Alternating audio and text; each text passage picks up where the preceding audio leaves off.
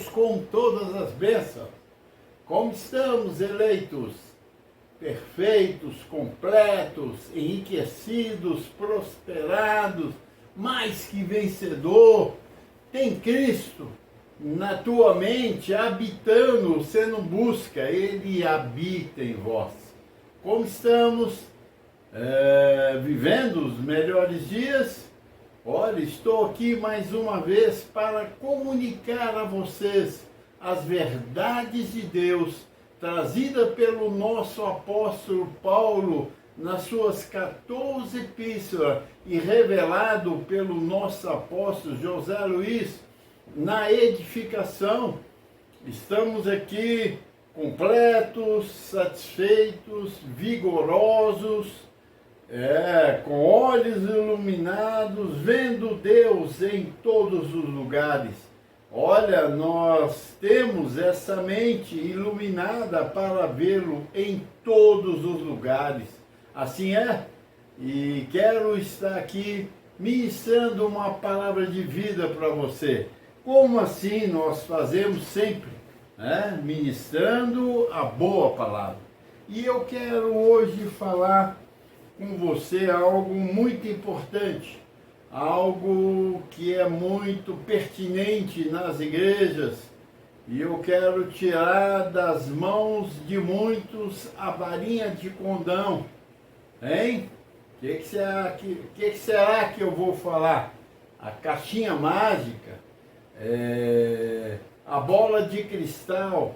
Nós queremos falar para arrancar isso da mão dos homens que têm aprisionado os filhos de Deus por causa disso.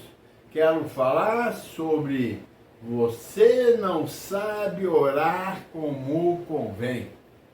E não é algo criado por mim, é algo que está aqui na Bíblia há 2000 anos. Está aqui, firme, gravado. E passado alguns anos, ela foi canonizada, a Bíblia, para que nós pudéssemos agora no século XX, 21, século 21, nós venhamos a experimentar o melhor de Deus. Então, nós estamos aqui baseados no livro de Romanos, que é o primeiro livro das 14 epístolas de Paulo. O apóstolo dos gentios, o ministro que foi chamado por Deus naquele encontro glorioso, ali perseguindo a igreja. Deus fala com Paulo, Paulo cai da sua montaria, ali começa uma nova vida de Saulo, que é trocado o nome para Paulo e recebe o apostolado na sua vida, o dom de apóstolo, o ministro, e vem trazendo agora as revelações de Deus para a igreja. E aqui está uma muito séria, porque Paulo era um homem que gostava de instruir. E você pegando o livro de Romanos, até o versículo 8, ele vem falando, nenhuma condenação há para aqueles que estão em Cristo, o Espírito é o pendor do homem. Aí ele fala mais, os filhos, os herdeiros de Deus, os sofrimentos do presente e a glória por vir. Olha aí, depois ele fala, também. Então, a Bíblia sempre tem o também, ela nunca acaba. Ela se renova a cada dia. Eu posso pregar sobre isso 1, 2, 3, 4, 5 vezes, e cada vez eu enriqueço mais essa pregação, porque é uma palavra que é revelada dia após dia.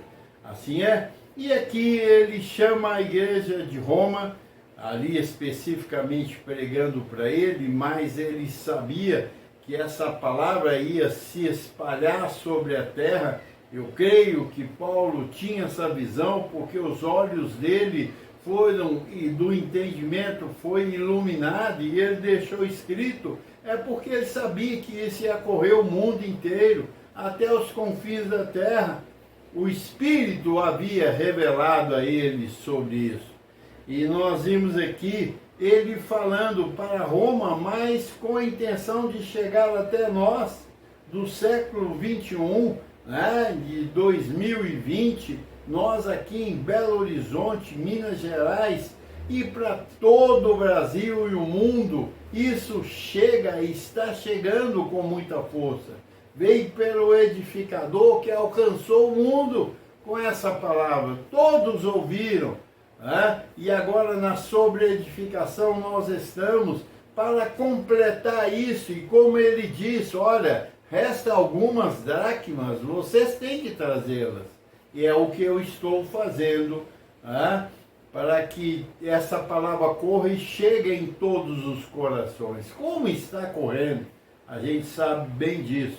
E aqui, Paulo, assistindo à igreja de Roma, ele diz, também o Espírito, como eu falei, também, não acaba, sempre tem também, né? O Espírito semelhantemente nos assiste em nossas fraquezas, porque não sabemos orar como convém.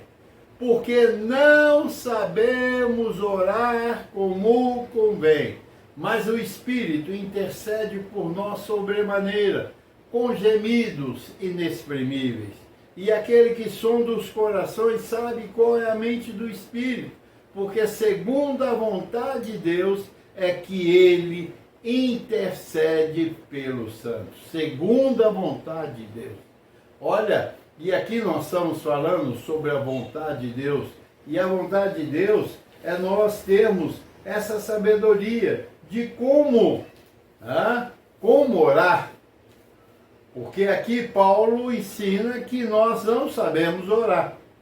Olha, que loucura!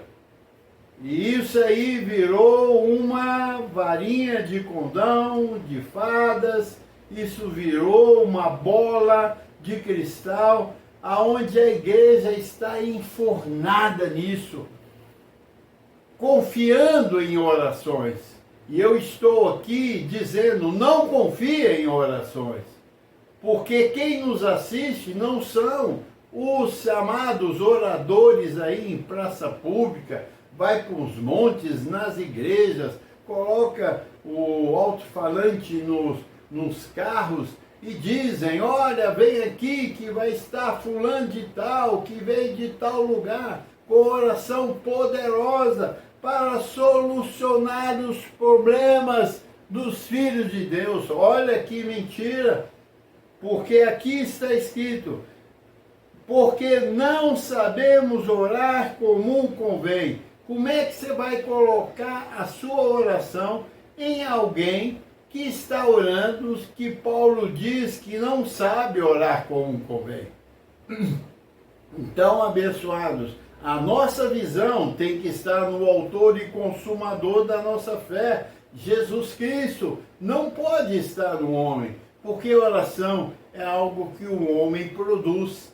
Ele está diante de uma situação, tem uma cultura, um conhecimento bíblico, então ele faz a oração, é ele falando, e Paulo diz que nós não sabemos orar como convém, então ele ora, ele pode falhar nas suas orações, porque se ela não for da vontade de Deus, não vai ser respondida.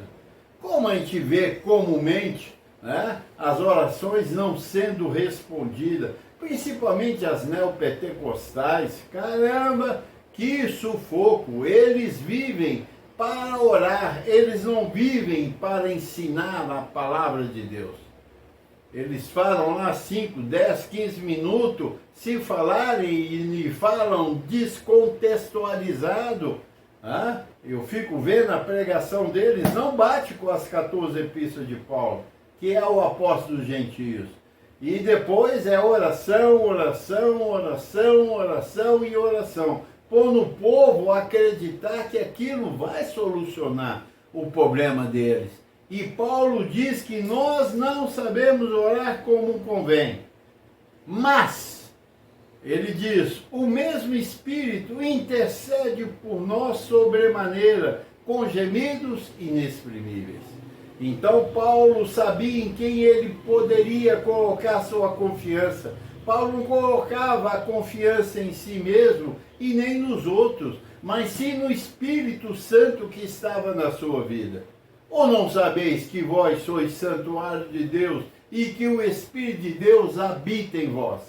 Então, se você tem o Espírito Santo, você tem um intercessor de fato, olha, orando para ti, de fato, com gemidos inexprimíveis. Quer dizer, você não consegue ouvir, mas você crê que ele está intercedendo por alguma situação. É o que ele diz em cima, que também o Espírito semelhante nos assiste em nossas fraquezas. Você tem fraqueza, eu tenho fraquezas na minha vida, eu sou débil, talvez mais do que tu, meu irmão, que está me ouvindo aí. Você tem as suas debilidades, as suas fraquezas, não é isso? Você é um débil que necessita urgentemente de Deus, porque nós erramos constantemente. A palavra está nos erguendo, a palavra está consertando as coisas na mente, mas mesmo assim tropeçamos.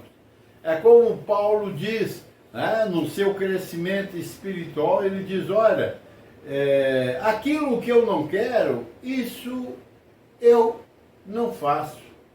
Mas o que eu não quero, aquilo que eu quero, isso eu não faço. Mas aquilo que eu não quero, isso eu faço. Miserável homem que sou. Olha para você ver, Paulo, o grande apóstolo, era um homem cheio de fraqueza, que no entanto, lá em Coríntios diz, quando eu sou fraco, aí que eu sou forte no Senhor, porque o poder de Deus se aperfeiçoa nas minhas fraquezas.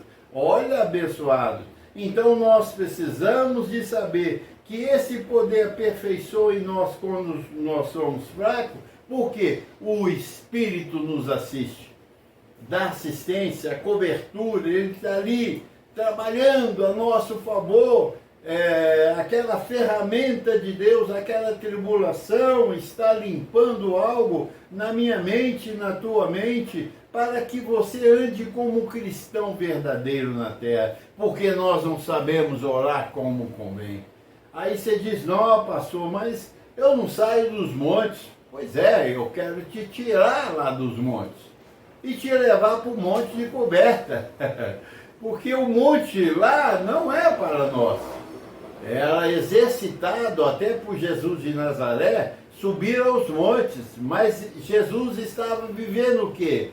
Como diz lá em Mateus 5,17. Não pensais que vim revogar a lei e os profetas, não, eu vim para cumprir. E dentro da lei, do cumprimento dela, era necessário a oração, porque Deus estava no céu, ele não habitava ainda nas pessoas. E Jesus teria que cumprir a lei, porque ele diz, eu vim cumprir a lei, eu vim viver a lei que vocês não conseguiram viver.